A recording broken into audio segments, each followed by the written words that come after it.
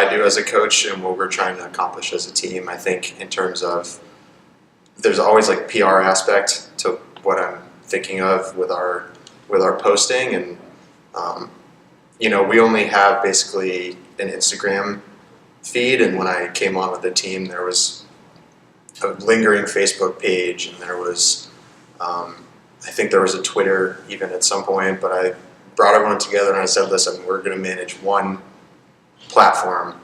What's it going to be?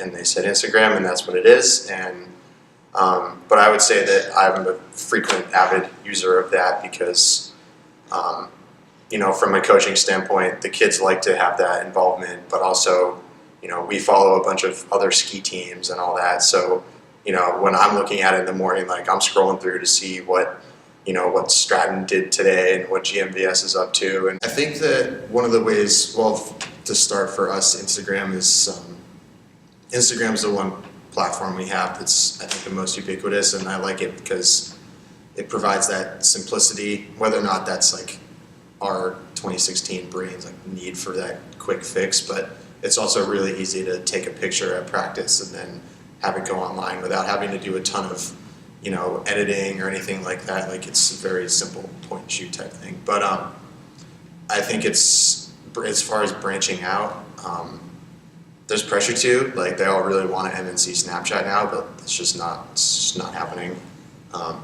But there are ways which I've used. So actually yesterday, before I knew about this interview even, I was thinking about the snow conditions where we train and how there's no snow condition page and there's no report on it because it's a government facility. And I get a lot of emails every week about it, even from people just in the community who want to know. So I said, all right, let's figure out a solution. So I started a Twitter account and I embedded that onto a page of our website that's the snow condition report. So I guess for better or worse, you could say we have a Twitter account now, but all it is the condition report, so I can see what the snow's like, tap something out, and then the community sees it. So there are already ways which, I don't even think of that as social media anymore, but that's a platform that's becoming ingrained already with our web.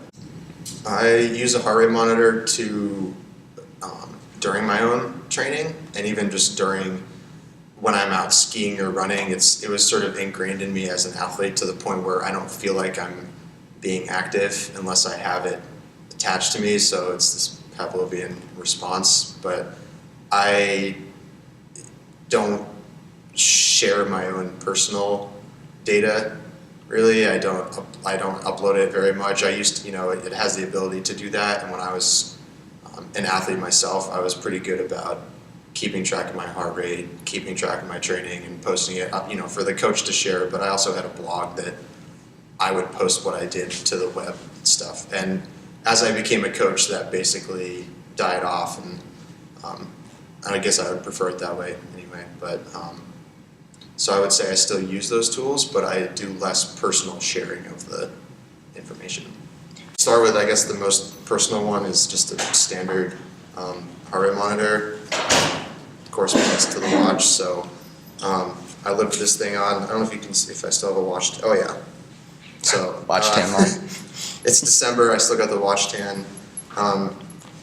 This is not a GPS or anything like that.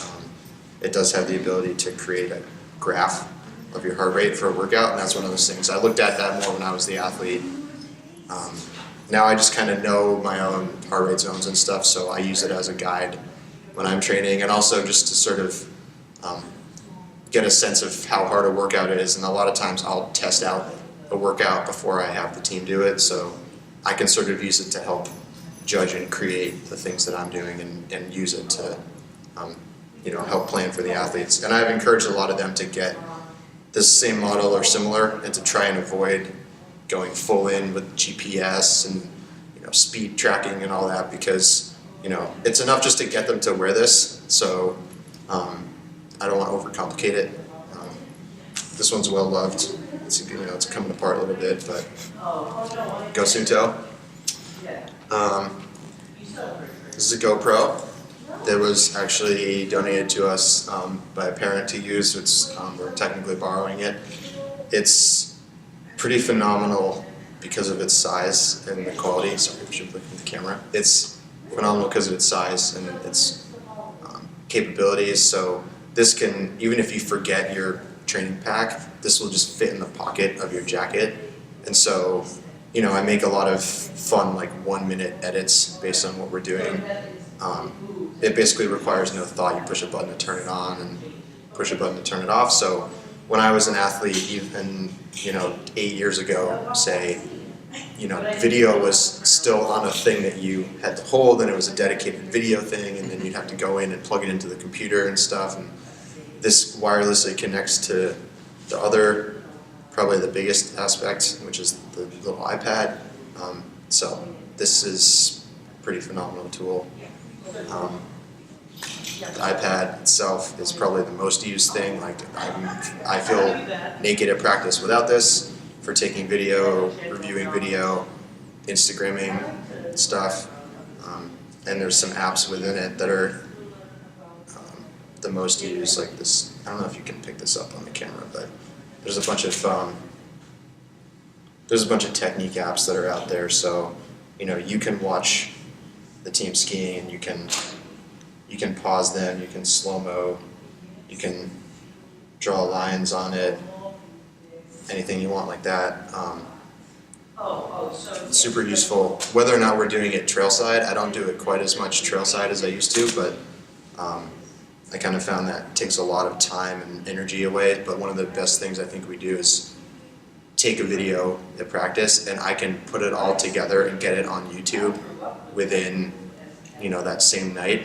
So all of a sudden, the kids have the access to watch it as many times as they want. And I always used to remember begging the coach, like, are we doing video today? And then you'd have to go to the office later maybe and like see it there. And now, for better or worse, the internet has just made things so easy to find and so easy to upload and capture that it's just right there for them to see. So I can say, like, I'll link it to their training log, and the next day I'll be like, hey, did you watch that video of yourself? Classic skiing last week, like, what are you going to think about today? I would say that I think I probably could have, saying that I accomplished a lot as an athlete is kind of like a weird way to put it. I wasn't, I didn't compete at the national level really or anything, but I could have achieved the same success, and I know people that achieved a lot of success without ever using a heart rate monitor and all that, but I think for me it keeps you engaged. If it's done right, it keeps you engaged and it keeps you motivated in a healthy way. There's obviously ways that it can keep you engaged and motivated in unhealthy ways, but I do think that it brought me a connection to the ski world, which is in itself pretty small. And so when you're able to see what other people are doing, and when you're keeping up with it, and when you're motivated to share some of what you're doing, or even just to look at what you're doing with your heart rate monitor and see that, oh, so and so, it definitely keeps you engaged.